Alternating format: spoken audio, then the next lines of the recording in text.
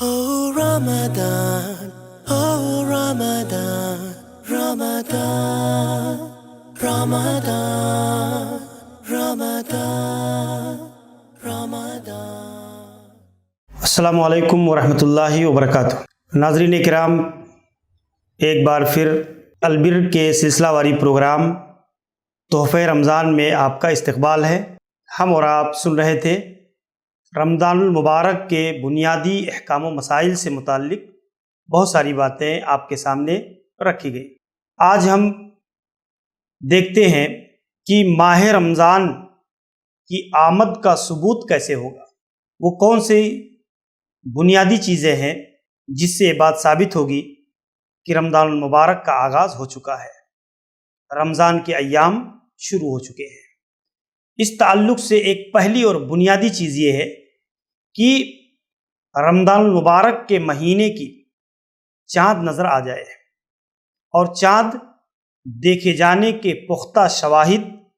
اور ثبوت یا اس کی خبر ہمیں ثقہ ذرائع سے مل جائے۔ تو یہ ایک بنیادی ذریعہ ہے، بنیادی چیز ہے جس سے ہمیں معلوم ہوگا اگر چاند دیکھا گیا تو یہ اس سے پتہ چلے گا کہ رمضان کا مہینہ داخل ہو چکا ہے۔ جیسا کہ حضرت عبداللہ بن عمر رضی اللہ عنہ بیان کرتے ہیں کہ ان رسول اللہ صلی اللہ علیہ وسلم ذکر رمضان فقال، اللہ کے رسول صلی اللہ علیہ وسلم نے رمضان کا ذکر فرمایا تو آپ نے فرمایا لا تصوموا حتی تروا الحلال، تم روزہ نہ رکھو یہاں تک کہ رمضان کے چاند کو دیکھ لو، ولا تفطروا حتی تروا، اور تم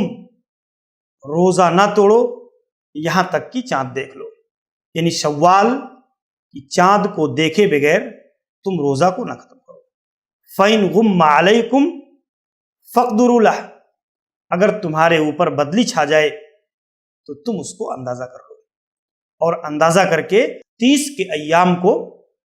پورا کر لو۔ دوسری چیز یہ ہے کہ اکمال عدہ شعبان 30، پہلی چیز تھی چاند دکھ جائے، نظر آ جائے، اور دوسری چیز یہ ہے کہ شعبان کے 30 دن پورے ہو جائیں۔ اگر ماہ شعبان کے 30 دن پورے ہو جاتے ہیں تو رمضان المبارک کا مہینہ یہ شروع ہو جائے گا، جیسا کہ حضرت ابو ہریرہ رضی اللہ عنہ کی دوسری حدیث جس میں اللہ کے نبی صلی اللہ علیہ وسلم نے بیان فرمایا صوموا لرؤیتہ وافطروا لرؤیتہ، تم چاند دیکھ کر روزہ رکھو اور شوال کا چاند دیکھ کر ہی روزہ چھوڑو۔ فَإِنْ غُبِّيَ عَلَيْكُمْ فَأَكْمِلُوا عِدَّةَ شَعْبَانَ 30، اگر تمہارے اوپر بدلی چھا جائے، چاند نظر نہ آئے تو تم شعبان کے 30 دن پورے کر لو، کیونکہ عربی کا مہینہ یہ 29 اور 30 کا ہوتا ہے اور 30 سے زائد ایام عربی کے نہیں ہوتے ہیں۔ اس کی بنیاد پر جب شعبان کا مہینہ 30 ہو گیا تو گویا آنے والا دن یہ رمضان المبارک کا پہلا دن ہوگا۔ تو اس حیثیت سے ہم دیکھتے ہیں کہ یہ دو بنیادی ذرائع ہیں جس سے ماہ رمضان کی آمد کا ثبوت ملتا ہے۔ اسی طریقے پر ہم دیکھتے ہیں شیخ محمد بن صالح العثیمین رحمہ اللہ سے پوچھا گیا ماہ رمضان کے شروع ہو جانے کا ثبوت کیا ہے، تو شیخ نے مذکورہ حدیث کی روشنی میں بیان فرمایا یا تو ماہ رمضان کا چاند نظر آ جائے اور یا پھر شعبان کے مہینے کی گنتی یعنی 30 دن پورے ہو جائے۔ تو یہ دو بنیادی چیزیں ہیں۔ اکثر علماء کے نزدیک چاند کی شہادت کے لیے ایک عاقل، بالغ، عادل مرد یا عورت کی گواہی معتبر مانی جائے گی۔ تو یہ ماہ رمضان کے روزے کو رکھنے کے لیے جو چاند دکھتا ہے رمضان کا، اس کے لیے ایک شخص کی گواہی معتبر ہوگی۔ اگر کوئی ایک مسلمان عادل اگر وہ گواہی دے دیتا ہے تو اس کی رویت پر جو ہے روزہ رکھا جائے گا۔ ہر فرد کا چاند دیکھنا یہ واجب نہیں ہے، اور اسی طریقے سے ایک عادل گواہ کی بات کو تسلیم کیا جائے گا، اس کی دلیل علماء نے دی ہے حضرت عبداللہ ابن عمر رضی اللہ عنہ کے اس واقعے کی۔ حضرت عبداللہ ابن عمر کہتے ہیں ترای الناس والہلال، لوگوں نے چاند دیکھا، فرأیتہ، میں نے بھی دیکھا، فاخبرت رسول اللہ صلی اللہ علیہ وسلم، اور میں نے تنہا جا کر اللہ کے نبی کو خبر دیا کہ اللہ کے رسول میں نے چاند دیکھا ہے، فصام وامر الناس بصیامہ، اللہ کے نبی صلی اللہ علیہ وسلم نے روزہ رکھا اور لوگوں کو روزہ رکھنے کا حکم دیا۔ تو اس سے علماء نے لیا ہے کہ رمضان کے روزے کو رکھنے کے لیے ایک شخص کی شہادت چاند دیکھنے کی یہ معتبر قرار پائے گی۔ ایسے ہی ماہ شوال کے چاند یعنی روزہ توڑنے اور عید منانے کے لیے کم از کم 2 عادل گواہوں کا ہونا ضروری ہے، جیسا کہ علامہ ابن باز رحمہ اللہ نے بعض احادیث و آثار کی روشنی میں نقل کیا ہے کہ رویت حلال کی احادیث نقل کرنے کے بعد لکھتے ہیں فہادہ الاحادیث وما جاء فی معناها تدل علی انہ یکتفی فی رؤیت ہلال رمضان بالشاہد الواحد العدل، کہ یہ حدیثیں رمضان المبارک کی شہادت کے لیے ایک عادل کی گواہ، ایک سچے مسلمان کی گواہی یہ کافی ہے۔ اور اما فی الخروج من الصیام، روزہ سے نکلنے کے لیے یعنی عید منانے کے لیے جو ہے 2 گواہوں کی شہادت، وفی بقیت الشہور فلا بد من شاہدین عدلین، 2 عادل گواہوں کا ہونا یہ ضروری ہے، جیسا کہ حدیث صحیحہ کے اندر وارد ہے۔ وقال اکثر اہل العلم وهو الحق، اور اسی بات کو اکثر اہل علم نے ذکر کیا ہے اور یہی بات حق بھی ہے۔ فتاوی اسلامیہ جلد 2 صفحہ 216۔ تو اس کے اندر شیخ ابن باز رحمہ اللہ نے اس بات کو ذکر کیا ہے کہ عید منانے کے لیے کم از کم 2 لوگوں کی گواہی ہونی چاہیے۔ ایسے ہی شک والے دن کے بارے میں روزہ رکھنا درست نہیں ہے۔ ایسے دن کے بارے میں جس کے بارے میں شک ہو کہ چاند نکلا ہے یا نہیں نکلا ہے، تو شک والے دن روزہ نہیں رکھنا چاہیے۔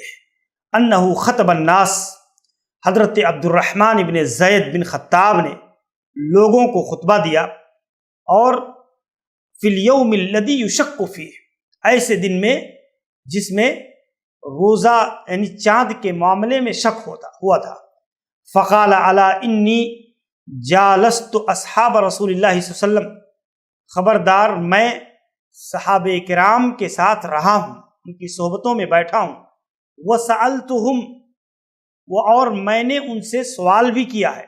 وانہم حدثونی، اور انہوں نے مجھ سے بیان کیا ہے کہ ان رسول اللہ صلی اللہ علیہ وسلم قال، اللہ کے نبی نے فرمایا صوموا لرؤیتہ وافطروا لرؤیتہ، تم چاند دیکھ کر روزہ رکھو اور چاند دیکھ کر کے روزہ کو توڑو، وانسکوا لہا، اور چاند دیکھ کر کے اسی کے شمار کے مطابق ہی قربانی کرو، اور اسی طریقے سے فَإِن غُمَّ عَلَيْكُمْ فَأَكْمِلُوا 30، اگر تمہارے اوپر بدلی ہو جائے تو 30 دن پورے کر لو۔ فَإِن شَهِدَ شَاهِدَانِ فَصُومُوا وَأَفْطِرُوا، اور اگر تمہیں 2 گواہ مل جائیں، یعنی اگر تمہارے لیے 2 شخص گواہی دے تو تم جو ہے افطار کرو، یعنی روزے کو توڑ دو اور اس طریقے سے روزہ رکھو۔ تو یہ حدیث اس میں دلیل لیا ہے شیخ ابن باز رحمہ اللہ نے۔ ایسے ہی ہم دیکھتے ہیں حضرت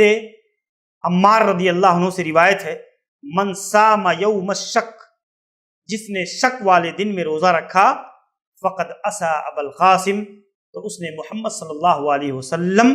کی نافرمانی کی، یعنی شک والے دن اللہ کے نبی صلی اللہ علیہ وسلم نے منع کیا ہے کہ اگر چاند نہیں دکھا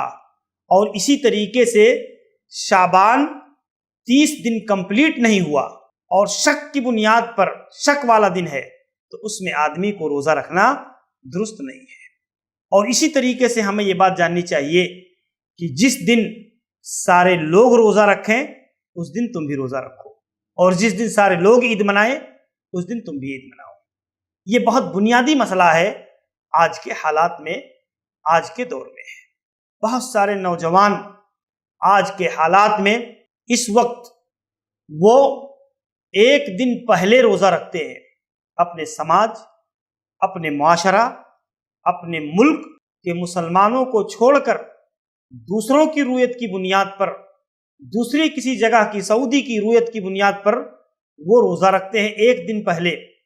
اور پھر جب عید منانی ہوتی ہے تو ایک دن پہلے روزہ توڑ دیتے ہیں اور اس کے بعد لوگوں کے ساتھ عید مناتے ہیں۔ جبکہ آپ دیکھیں اللہ کے رسول صلی اللہ علیہ وسلم نے اس مسئلے میں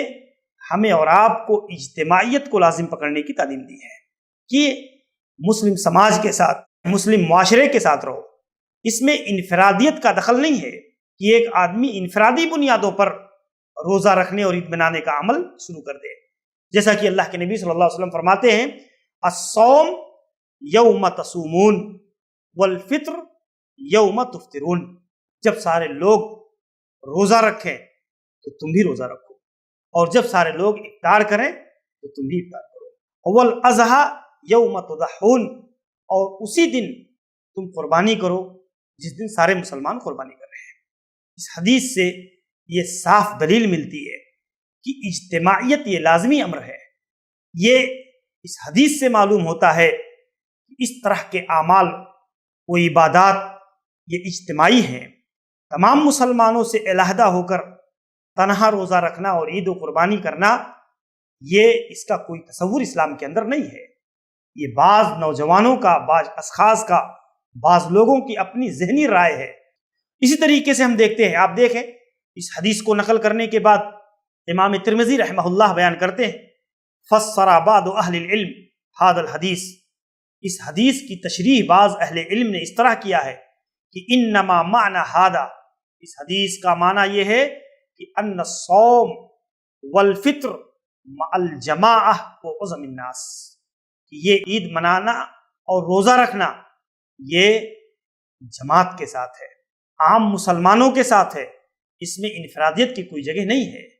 اسی طریقے سے علامہ صاحب سبل السلام علامہ صنعانی رحمہ اللہ نے ذکر کیا فیہ دلیل علی انہ یعتبر فیہ فی ثبوت العید الموافقہ للناس، کہ عید منانے میں لوگوں کی موافقت ضروری ہے، وَأَنَّ الْمُنْفَرِدْ بِمَعْرِفَةِ يَوْمِ الْعِيدِ بِالرُّؤْيَا يَجِبُ عَلَيْهِ موافقہ غیرہ، کہ ایک آدمی کا تنہا چاند دیکھ لینے کے باوجود بھی دوسروں کی جماعت کی موافقت یہ ضروری ہے۔ وَيَلْزَمُهُ حُكْمُهُمْ فِي الصَّلَاةِ وَالْإِفْطَارِ وَالْأَضْحَىٰ، اور اسی طریقے سے قربانی میں، افطار میں، نماز میں، یہ سارے مسلمانوں کا ایک دوسرے کے ساتھ رہ کر کے اجتماعیت کو لازم پکڑ کر کے ان اعمال اور ان امور کو انجام دینا چاہیے۔ اور یہی بات علامہ سندھی رحمہ اللہ نے بھی اسی چیز کو لکھا ہے کہ ایک آدمی اگر تنہا چاند دیکھ لے تب بھی اسے اختیار نہیں ہے، اجتماعیت کے ساتھ اس آدمی کو یہ سارے اعمال انجام دینے چاہیے۔ شیخ البانی نے ذکر کیا لیکن من کان فی مکان لیس فیہ غیرہ، ایک آدمی کسی ایسی جگہ میں ہے جہاں کوئی دوسرا مسلمان نہیں ہے تو اس آدمی کے لیے اذا رآہ صام فإنہ لیس ہناک غیرہ، کہ جب بھی وہ آدمی سنے گا اور اس کو خبر پہنچے گی کہیں بھی کسی بھی جگہ کی تو وہ آدمی اس جگہ میں روزہ رکھے گا اور عید منائے گا۔ تو اس طریقے سے ہم دیکھتے ہیں میرے بھائیوں کہ یہ شرعی مسئلہ ہے، اس مسئلے میں ہمیں یہ اہتمام کرنا چاہیے۔ آج سماج کے اندر ایسی چیزیں عام ہو رہی ہیں، رائج ہو رہی ہیں، ایسی چیزوں سے ہمیں اجتناب کر کے چاند کے مسئلے میں اجتماعیت کا ثبوت دینا چاہیے۔ محترم اسلامی ناظرین، ہمارے اس سلسلے کے ساتھ بنے رہیے، انشاءاللہ العزیز مزید اہم ترین باتیں آپ کی خدمت میں پیش ہوں گی۔ السلام علیکم ورحمۃ اللہ وبرکاتہ۔ Oh Ramadan, oh Ramadan, Ramadan, Ramadan.